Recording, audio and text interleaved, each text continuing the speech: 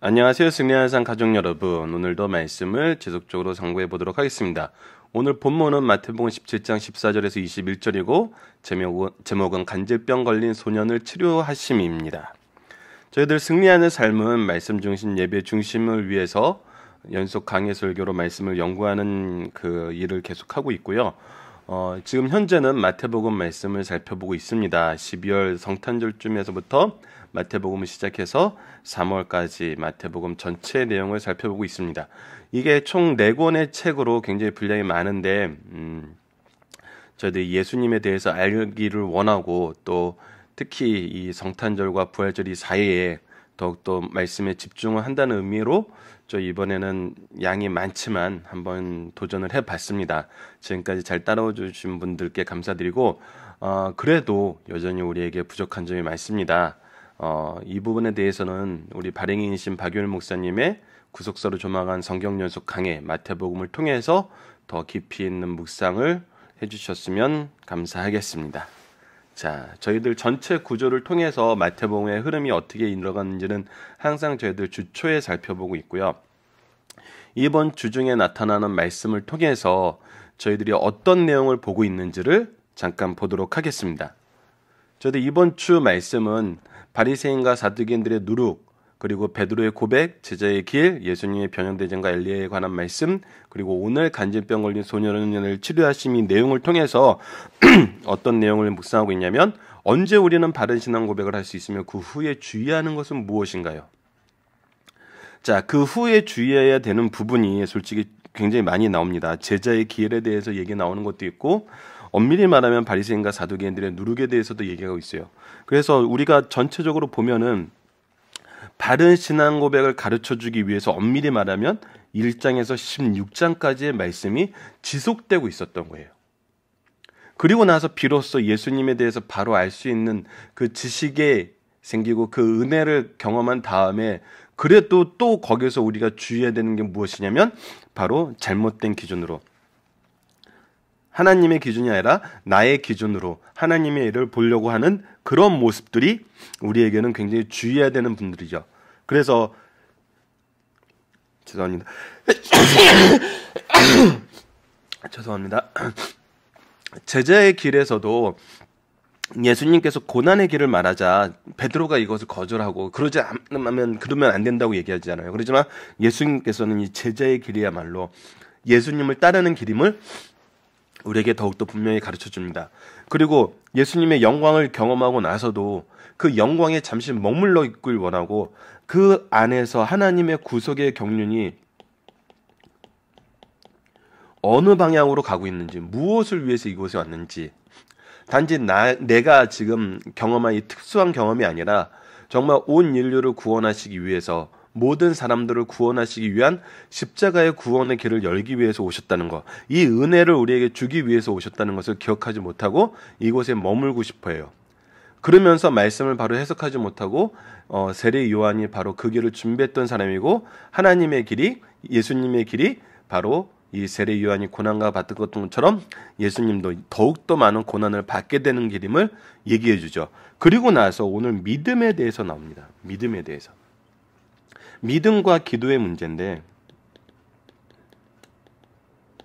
이 전체적인 내용을 통해서 우리가 미리 한번 염두에 두고 볼 부분은 뭐냐면 이미 10장에서 제자들에게 권능을 주셨어요. 파송을 할 때 10장 1절에서 그들에게 권능을 주시고 그들의 승리의 소식의 보고까지도 이미 들었어요. 귀신을 물리칠 수 있었어요. 근데 지금은 안 돼요. 왜냐는 거죠. 왜? 그리고 이것이 믿음이 없고 패역한 세대라고 예수님께서 혼내시는 그 내용이 나와요. 왜라는 거예요. 왜? 무엇이 믿음이 없고 패역했다는 건가요? 자, 마태복음 전체 내용을 통해서 보게 되면 무엇이 보이냐면 이것이 연속 강해 설교의 참 좋은 점이고 구조를 통해서 주제를 발견해 나갔을 때 우리가 계속 적용할 수 있는 좋은 면이에요. 이미 받은 능력을 그들이 행사하지 못할 때는 무엇이 다른 건지 기준이 다르다고 볼 수 있는 거죠. 자, 제자들이 이것을 하나님께서 주신 은사를 권능과 경건으로 본다면, 즉 내가 잘해서 내 임의대로 쓸 수 있는 나의 소유로 본다면, 이 내용은 어디서 나왔죠? 사도행전에서 베드로가 안전뱅이를 일으킬 때 나왔던 말씀이잖아요. 너희들이 이것을 왜 우리의 권능과 경건으로 보느냐? 하나님의 예언의 말씀의 예언의 성취다. 하나님의 은혜다라는 걸 강조하잖아요. 우리가 예수님께서 마가복음과 연결해서 보면은 이 부모에게, 이 아버지에게 요구하셨던 것은 믿음이었어요. 믿음. 근데 사람들은 어디에 포커스를 둔 거죠? 권능에 포커스를 둔 거죠. 우리가 하나님께 바른 신앙 고백을 하고 그의 권능을 받아서 하나님의 일을 하면서도 우리가 이것이 권능의 포커스가 맞추고 나 개인의 포커스가 맞춰지면은 이거는 하나님의 일이 되는 게 아니에요. 나의 권능이 되는 거예요. 나의 권능.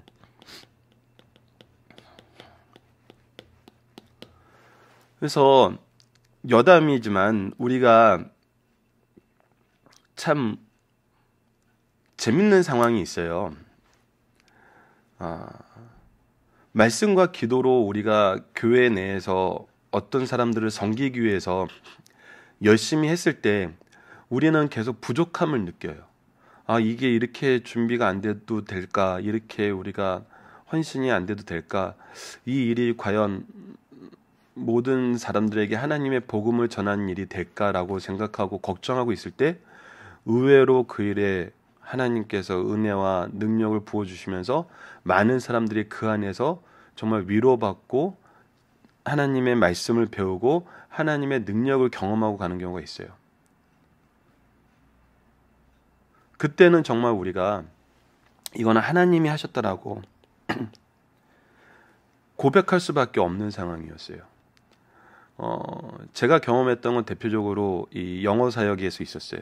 정말 준비하는 사람들이 최선을 다해서 준비하고 어렵게 준비하고 기본적인 것도, 하지만 그런 상황에서도 기본적인 것도 참 준비가 안 되면 우리가 좀 미안해하고 어려워했는데, 정말 놀랍게 그 당일날 많은 아이들이 오고 그 안에서 하나님을 고백하고 그 안에서 여러 사람들과의 영적인 교제를 나누면서 정말 이것이 하나님의 일이구나라고 경험하는 그 시간이 있었어요. 근데 가끔 요즘에 어렵게 느끼는 건 뭐냐면, 이 과정과 이 교제를 통해서 나타나는 하나님의 은혜에 포커스를 두기보다는 어떤 결과의 수치, 몇 명이 왔어, 얼마가 들어왔어, 무슨 일이 있었어. 그래서 이 결과를 수치화시켜서 이 수치를 자랑하는 쪽으로 나아가는 경우를 종종 보게 돼요. 근데 이것은 누구를 자랑하는 거냐면 나를 자랑하는 게 되는 거죠. 나의 권능을 자랑하는 게 되는 거예요.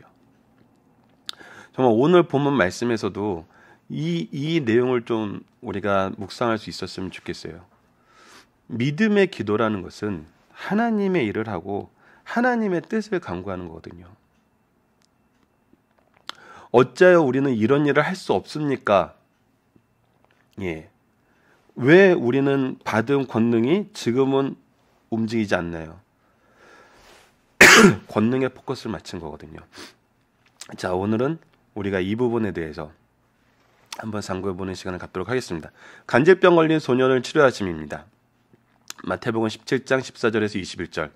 그들이 무리에게 이르매 한 사람이 예수께 와서 꿇어 엎드려 이르되 주여 내 아들을 불쌍히 여겨소서. 그가 간질로 심히 고생하여 자주 불에도 넘어지며 물에도 넘어지는지라. 내가 주의 제자들에게 데리고 왔으나 능히 고치지 못하더이다. 이 얘기에 대해서 예수님께서 뭐라고 대답하시냐면, 예수께서 대답하여 이르시되 믿음이 없고 패역한 세대여, 내가 얼마나 너희와 함께 있으며 얼마나 너희에게 참으려 그를 이리로 데려오라 하시니. 자, 예수님께서 얼마나 너희와 함께 있으며 얼마나 너희를 참으리요. 무엇을 참고 계신다는 거죠? 왜 믿음이 없다고 탄식을 하시는 건가요?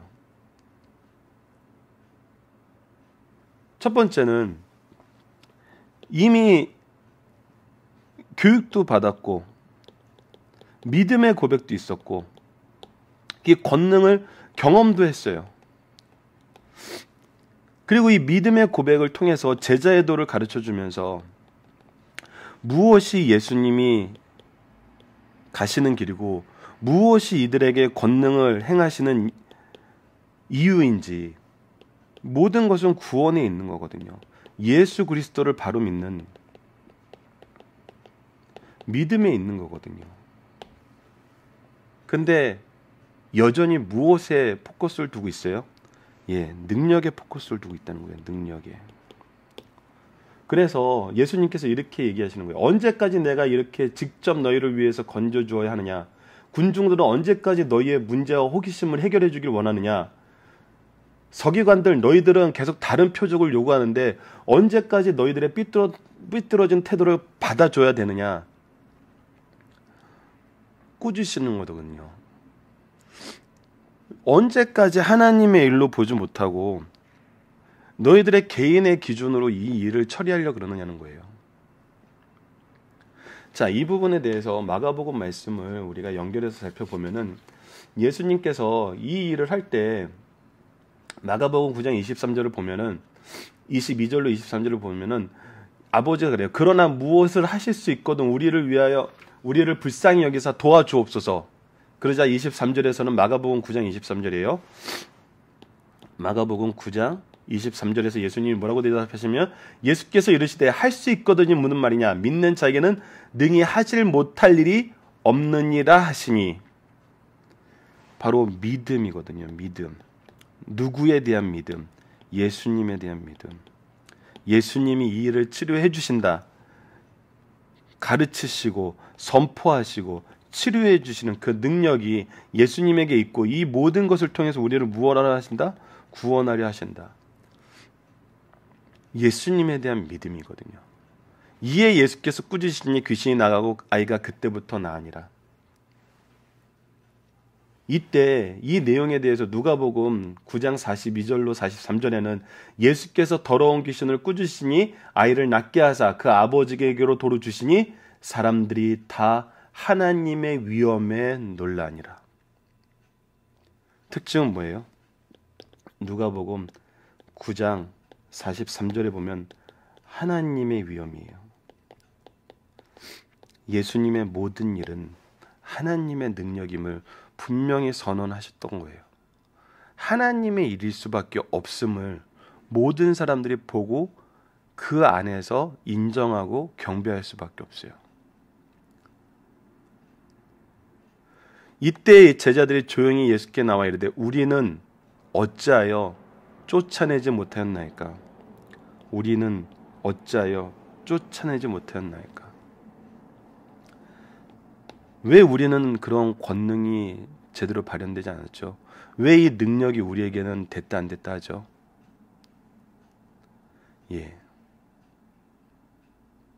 믿음은 나에게 파워가 있느냐 없느냐를 보는 게 아니거든요. 나의 권능에 포커스를 맞추는 게 아니거든요. 나의 성장에 포커스를 맞추는 게 아니고 내가 맺은 어떤 결과에 포커스를 맞추는 게 아니에요. 오직 예수 그리스도의 믿음으로 하나님을 드러내는 거거든요. 우리를 하나님께로 인도하는 거거든요. 이 사람들을 하나님께로 인도하는 거예요.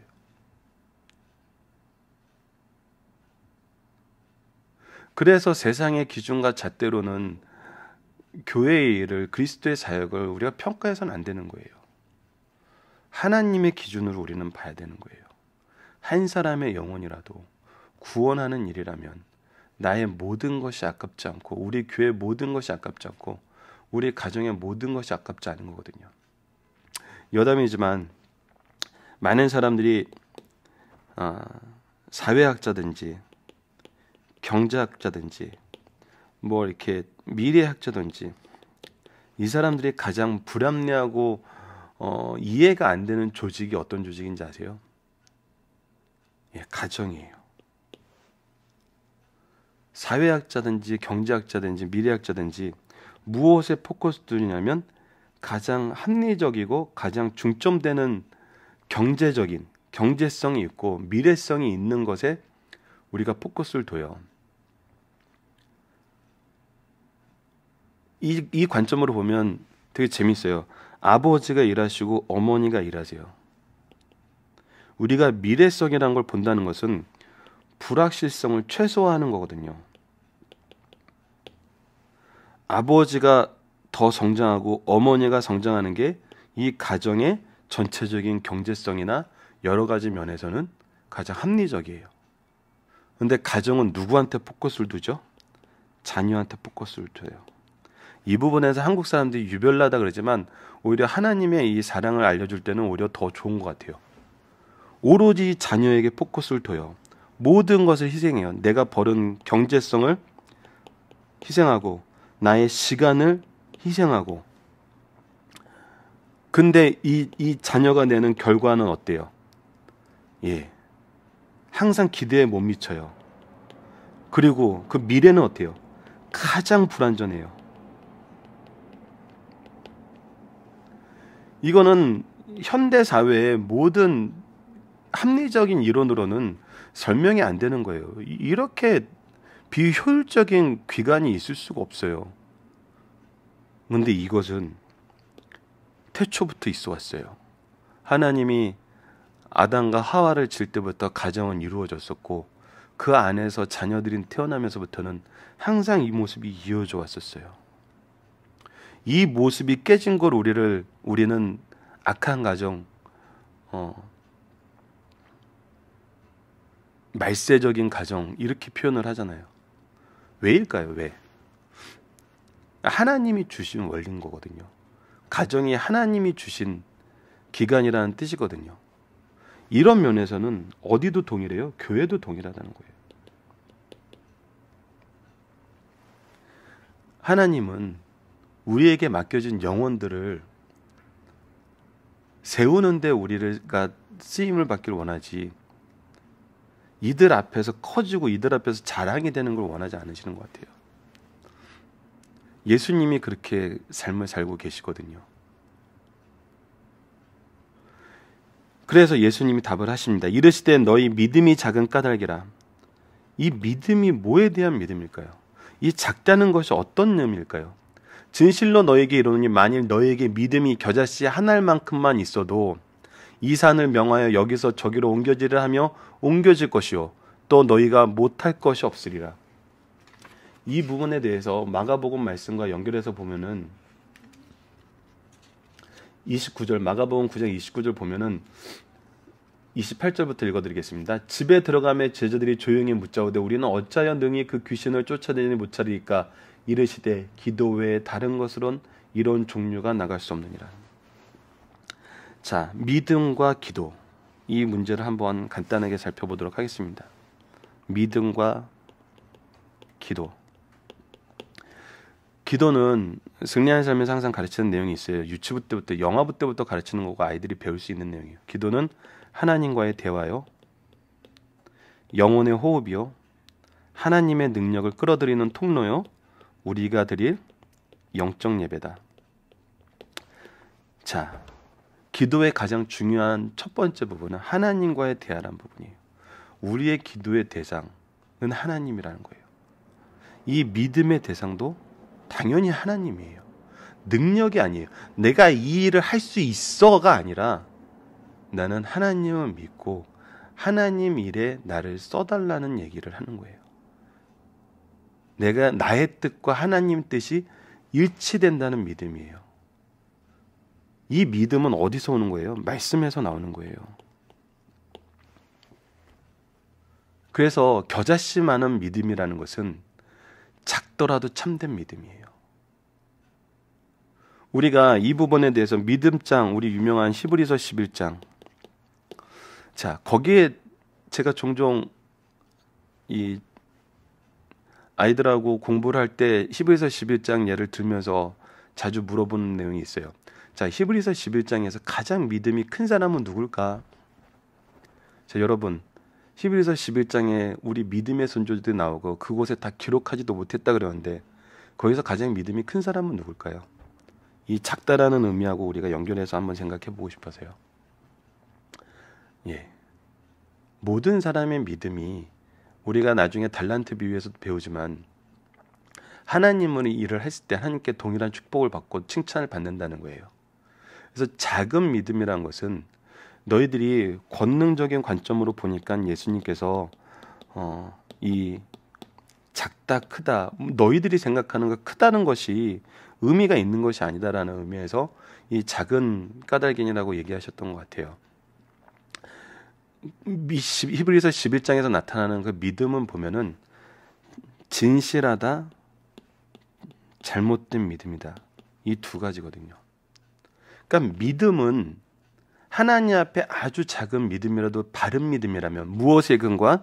말씀에 근거한 믿음이라면은 그 믿음으로 기도하는 일은 그 믿음으로 하나님의 뜻과 일치된 기도를 하는 것은 어떻게 하겠다? 이 산을 명하여 저기로 옮겨지라면 옮겨질 것이요 또 너희들이 못할 것이 없다는 거예요. 왜? 하나님의 일을 하는 거기 때문에 하나님의 뜻을 행하는 거기 때문에 하나님의 뜻을 행한다 할 때는 무엇을 약속하셨어요? 하나님께서 필요한 권능을 때에 따라 부어줄 것을 얘기하셨어요. 그래서 우리에게 어떤 권능이 있느냐는 중요하지 않아요. 우리에게 중요한 거는 내가 하나님의 일을 하느냐예요. 내가 하나님의 일을 할 때 필요한 권능은 때에 따라 채워주신 것을 우리는 이미 경험하고 살아왔어요. 근데 나중에는 무엇이 돼버려요? 이 때에 따라 주시는 이 권능을 자랑하는 방향으로 나아가고 이 재능을, 이 달란트를 우리가 하나님의 일을 위해 쓰는 것이 아니라 나의 이름을 세우는 데 쓰게 될 때 우리가 시험에 빠지는 거거든요. 제자들은 지금 이것을 미리 한번 경험했어요. 그래서 사도행전에서 나타나는 그 교회의 모습에서는 제자들이 권능을 자랑하지 않고 권능에 매몰되지도 않아요. 우리 사도행전 이제 하반기를 올해 후반기에 볼 텐데 사도행전 초반기에 나타났던 권능들이 하반기에 나타나지 않아요. 기록도 안 돼요. 중요하지도 않아요. 왜? 하나님의 일은 계속되고 있으니까 그거 중요하지 않은 거거든요. 그거는 부수적인 거였고 그들의 증언이 참되다는 것을 증명하는 작은 도구였을 뿐이에요. 이 복음에 비교해서는 너무나 작은 능력들일 거예요. 그래서 우리가 시험당하지 말아야 될 것은 바른 신앙 고백을 한 후에도 능력에 포커스를 두는 게 아니라 하나님의 일, 하나님을 향한 바른 믿음. 이 믿음으로 우리가 보는 것은 나에게 능력이 더 생기느냐 안 생기느냐 이 능력이 있다가 없어지느냐 이것이 아니라 하나님의 일이 계속되고 있느냐를 보면 된다는 거예요. 이것은 교회와 가정에서 동일하다는 거죠. 우리가 봐야 되는 것은 능력이 아니라 하나님의 일이 계속되고 있느냐입니다. 내가 그 길을 계속 가고 있느냐입니다. 그때 주시는 모든 것은 필요에 따라 채우시는 하나님의 은혜예요.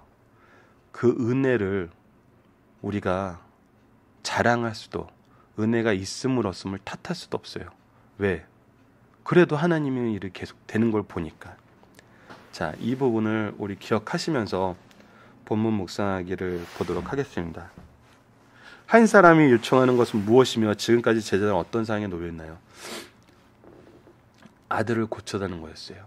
그리고 제자들이 그것을 하지 못하는 상황이 지금 현재의 상황이었어요. 예수님은 이 상황에 대해서 무엇라고 대답하시나요? 예수께서 대답하여 이르시되 믿음이 없고, 여기서는 없고라고 얘기하세요. 그 후에는 너희들의 믿음이 작더라도 작은 믿음이라도, 이 얘기는 믿음은 진실됨이 중요하다는 거죠. 폐역한 세대요. 다른 것을 요구하는 세대라는 거예요. 하나님의 뜻과 하나님의 일보다는 그렇게 많이 보여주고 가르쳐 줬는데도 여전히 하나님의 뜻을 깨닫지 못하는 세대라는 거죠. 제자들이 귀신을 쫓아내지 못하면 무엇 때문이라고 얘기하나요? 예, 믿음이에요. 믿음의 기도예요. 기도는 하나님의 질서입니다. 그래서 이 기도에 대해서는 저희들 기초교육 책이 나오고 또 기초교육 책에 대한 강좌가 나왔을 때 여러분들께서 참조해 주셨으면 합니다. 자, 중심 사상을 보도록 하겠습니다. 예수님께서 변화선상에서 승귀하신 신분으로 영광스러운 모습을 보여주심으로 자신이 구약에 예언된 메시아심을 다시 한번 확인시켜 주셨어요. 또 모세와 엘리야를 동행케 하심으로 우리의 내세의 모습을 또 보여주셨어요. 단순히 예수님이 메시아심을 보여준 것이 아니라 우리에게 미래에 대한 소망을 이제 보여주시기 시작하세요. 굉장히 놀라운 일이에요. 유대인들도 이 내세에 대한 확신보다는 이 세상에 대한 나라의 회복만 고대하고 있었어요. 근데 아니라는 거예요. 내가 너희들에게 주려는 건, 창조 때부터 내가 너희들에게 주려는 건 이 정도가 아니라는 거예요. 너희들이 이제 정말 내가 주려는 그 상급을 바라볼 수 있어야 된다는 거예요. 천국을 바라볼 수 있어야 된다는 거예요. 이 지상에서의 천국의 모습으로 끝나는 것이 아니라 저 영원한 세상에서 완성되는 하나님과의 온전한 교제야, 그 안에서의 그 은혜의 풍요로움을 이제 너희들이 봐야 된다는 거예요. 더 큰 걸 주고 계시는 거예요. 더 놀라운 걸 주고 계시는 거고, 우리의 상상 이상의 것을 지금 보여주고 계시는 거예요. 그래서 어떠한 영격 속에서도 제자에게를 바로 걷게 하시기 위해서 이 일을 행하신 거예요. 이제 주님은 새 제자와 함께 내려오시면서 인자가 죽은 자 가운데서 살아나기 전에는 본 것을 아무에게도 이르지 말라고 하셨어요. 그 이유가 무엇이었나요? 주께서 지금 가시는 길은 십자가의 고난의 길이에요. 그런데 그가 메시아이신 것을 증거하기 위해 능력을 행사하시면 악한 사탄은 백성을 충돌해서 주님을 세상의 임금으로 추대할 것이기 때문이에요. 이는 예수를 정치적 메시아로 전락시키는 것이기 때문에 예수님께서 이걸 막으신 거예요. 우리 주님은 누구신가요? 주님은 세상에 계실 때 기회만 있으며 영적 신비의 세계에 들어가 육적 세계의 괴로움에서 탈출하지 않으시고 보통 인간으로 경험해야 할 고난을 감수하셨던 분이에요. 그래서 우리가 이 길을 따라가요.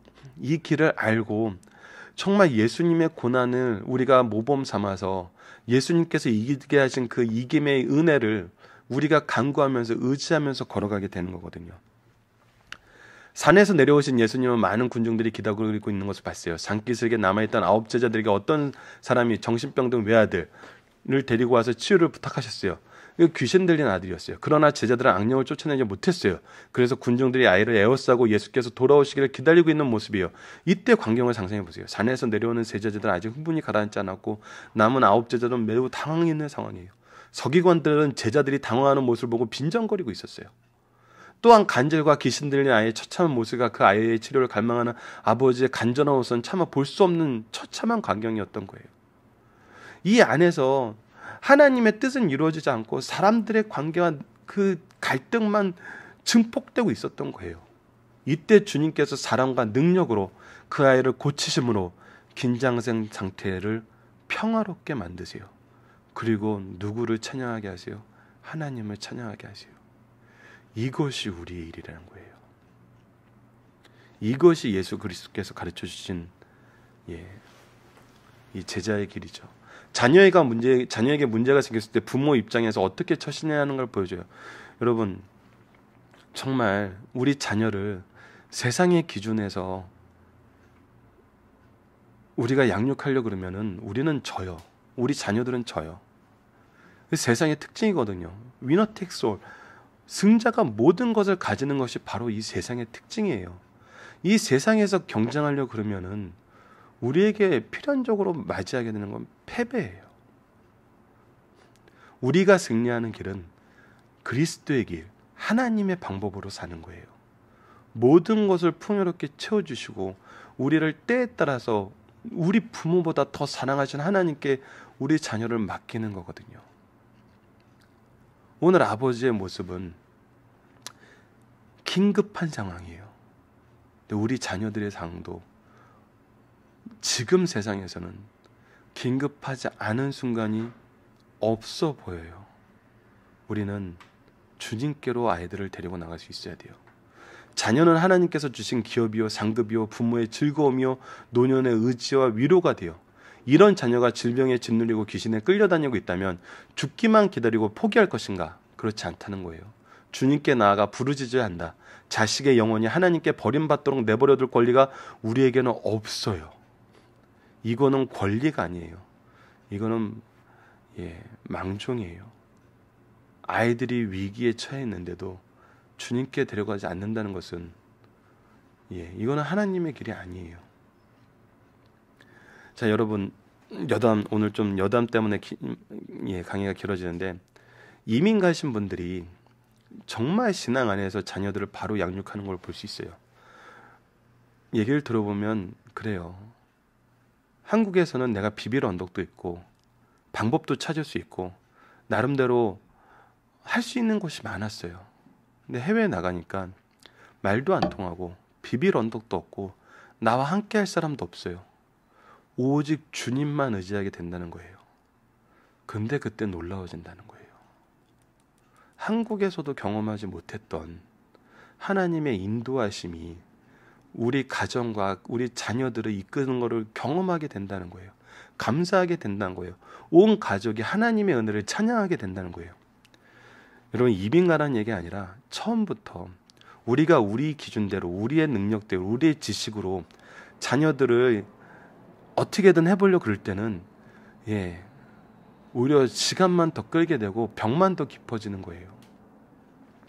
하나님 앞에 세우고 하나님의 말씀으로 세우세요. 이것이 우리 자녀가 치료받는 길이고 강건해지는 길이고 승리하는 길입니다. 두 번째입니다. 인간에게는 할 수 있는 일과 할 수 없는 일이 분류되어 있지만 예수께서는 모든 것이 가능하시다는 거예요. 전능하신 주님께서는 불쌍한 부자에게 긍휼을 베푸사 그들의 간청을 들어주셨어요. 오늘을 사는 성도들은 어떠한 일이든지 믿음으로 주님께 가지고 나가면 주님께서 반드시 긍휼히 여기신다는 사실을 증명해 주시는 말씀이에요. 우리가 의지해야 되는 것은 인간이 아니에요. 인간은 안 되는 게 있고 안 하는 게 있고 우리를 이용하는 경우도 너무나 많아요. 하지만 진실하신 우리 주님은 우리에게 항상 진실되시며 우리의 모든 신원을 다 들어주실 수 있는 분이에요. 너무나 심플한 선택이에요. 누구에게 가야 되는 거는. 자, 세 번째입니다. 믿음으로 기도할 때 하나님의 능력을 받을 수 있다는 거예요. 인간이 어떻게 하나님의 능력을 받아서 행사할 수 있는가? 믿음으로 기도할 때 그것을 허락하실 것을 약속하시고 지금까지 그 약속을 신실하게 지키셨기 때문이에요. 이것을 경험했기 때문이에요. 이것이 약속되어 있기 때문이에요. 그러므로 믿음이란 전능하신 하나님을 의탁하는 것이므로 작은 믿음이라 할지라도 이것이 하나님과 일치되는 것이고 하나님의 뜻을 의지하는 것이 하나님의 언약을 의지하는 것이라면 엄청난 위력을 발휘하여 산을 명하여 옮길 수 있다는 놀라운 사실을 가르쳐 주세요. 하나님께서 지키신 언약, 이건 제 개인적인 말씀을 드릴게요. 저희 부모님이 어려서부터 단 한 가지 기준을 우리에게 제시했어요. 주일 성수와 11조. 왜? 이것은 하나님의 것이라고 선언하였고 하나님의 주권을 인정하는 가장 기초적인 질서였거든요. 이건 신구약에 다 나타나는 거예요. 구약에 나타나는 거라고 무시해서는 안 돼요. 구약은 우리에게 질서를 가르쳐줘요. 소율이 문답에서 저번에 두 번째 말씀이었죠. 두 번째 말씀에 이 내용이 기록이 되어 있어요. 이 내용을 우리가 학습을 했었어요.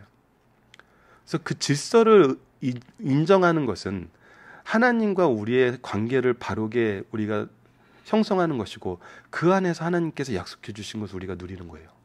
주일 성수와 11조. 이것은 하나님의 방법대로 해야 되는 거예요. 이거 외에는 저희들을 터치하신 게 없어요. 그런데 놀랍게도 우리가 영적으로 흔들릴 때, 세상적으로 쓰러질 때 주일 성수와 11조가 우리를 하나님 앞에 바로 세우는 가장 요긴한 정말 능력 있는 방법이었다는 거예요. 여러분들 자녀에게 주일 성수와 11조를 가르치시고 이것을 강요해서 하라는 것이 아니라 성경 안에서 바로 가르쳐 주세요. 하나님의 능력과 약속과 이 안에 있는 하나님의 풍요로움을 가르쳐 주세요. 그랬을 때 자녀들은 쓰러졌다가도 다시 쓰게 되는 것을 경험하게 되실 겁니다. 자, 살펴보기 정답은 여러분들 카페를 통해서 확인해 주시고, 자, 적용하기를 보겠습니다. 믿음의 문제, 믿음의 기도가 없는 문제를 깊이 경험한 경우가 있나요? 이걸 어떻게 이겨낼 수 있을까요? 여러분, 너무나 원론적인 말씀이지만 믿음의 문제, 믿음의 기도가 없는 문제는 말씀이 없었을 때는 분명하게 드러납니다. 말씀이 없이 기도할 때는 내가 믿고 기도합나이다 하지만 내 기준을 채워주실 것을 믿고 기도하는 경우가 너무나 많아요. 하나님의 기준으로 절대 옮겨갈 수 없어요. 여러분, 말씀을 통해서 하나님의 언약을 알고 하나님을 바로 알고 예수 그리스도를 바로 아는 것만이 이 믿음의 문제를 해결해 줄 수 있어요. 자, 말씀을 기초로 기도하기를 통해서 마치겠습니다. 하나님, 우리가 주의 일을 할 때 바른 믿음이 가장 큰 은혜이며 이것을 통한 기도가 얼마나 능력 있는지 예수님의 사역을 통해 보고 직접 경험하는 인생을 살게 하심을 감사합니다. 그러나 우리는 연약하여 언제나 죄악된 길로 치우치며 선줄로 생각하다가 넘어지는 경우를 반복합니다. 우리의 연약을 아시는 주님, 우리를 붙잡아 주시고 언제나 믿음의 문제를 점검하고 기도하며 연단하고 제자들과 자녀들을 바르게 양육하고 훈련시켜 구속사를 계승하는 믿음의 명문가가 되게 하여 주소서. 예수님 이름으로 기도드립니다. 아멘.